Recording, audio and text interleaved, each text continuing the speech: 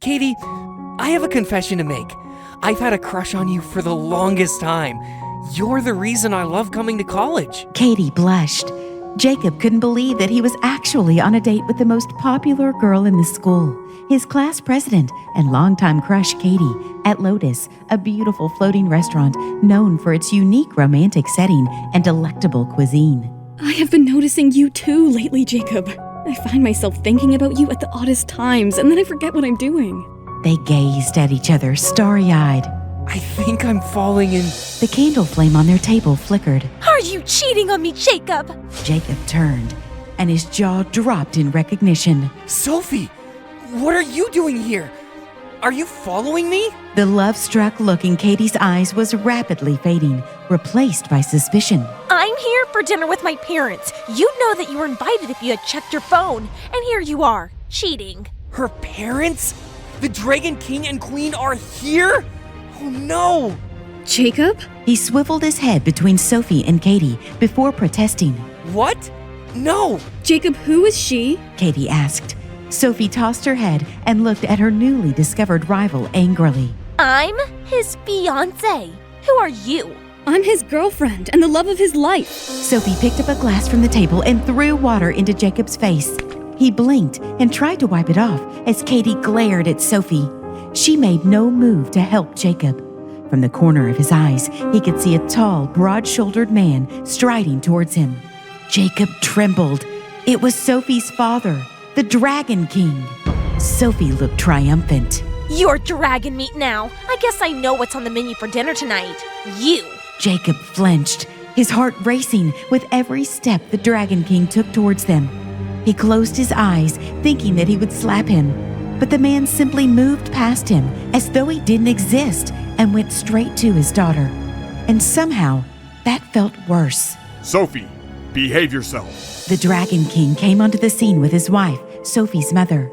Jacob's heart felt crushed. He liked and respected them and hated that they had seen him here. Technically, he hadn't done anything wrong, but he doubted they would understand. But Dad, Jacob is on a date with another woman. The Dragon King gave Jacob a single disappointed look and turned to comfort his daughter. That one disappointed look was enough to make Jacob feel distraught. He took Sophie away without another word. Well, is it true? Is that high school girl your fiancé? Not really, but kinda. I am going to marry her, but only to save her life. Katie's eyes narrowed at him. Why? Is she so much in love with you that she will die if you don't marry her? No, actually, Sophie doesn't even like me. Didn't seem like it. Katie snapped. It is not my secret to tell. All I can tell you is that she will physically die without me. You see, I accidentally took her candy-like thing in my mouth when we kissed. Katie's eyes widened in shock. It seemed like the focus of her entire awareness had turned to him like sun rays filtering through a magnifying glass, concentrating all the heat at one spot. Him. You kissed her?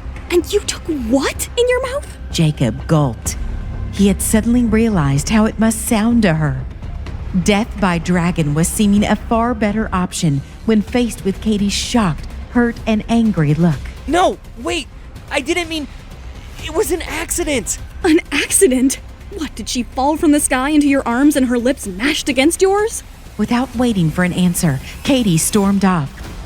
Would she even believe him if he explained to her that that was exactly what had happened? Jacob looked for the Dragon family inside the restaurant. He spotted them at a corner table, but they were studiously ignoring him. Sophie had discreetly raised her middle finger behind her chair.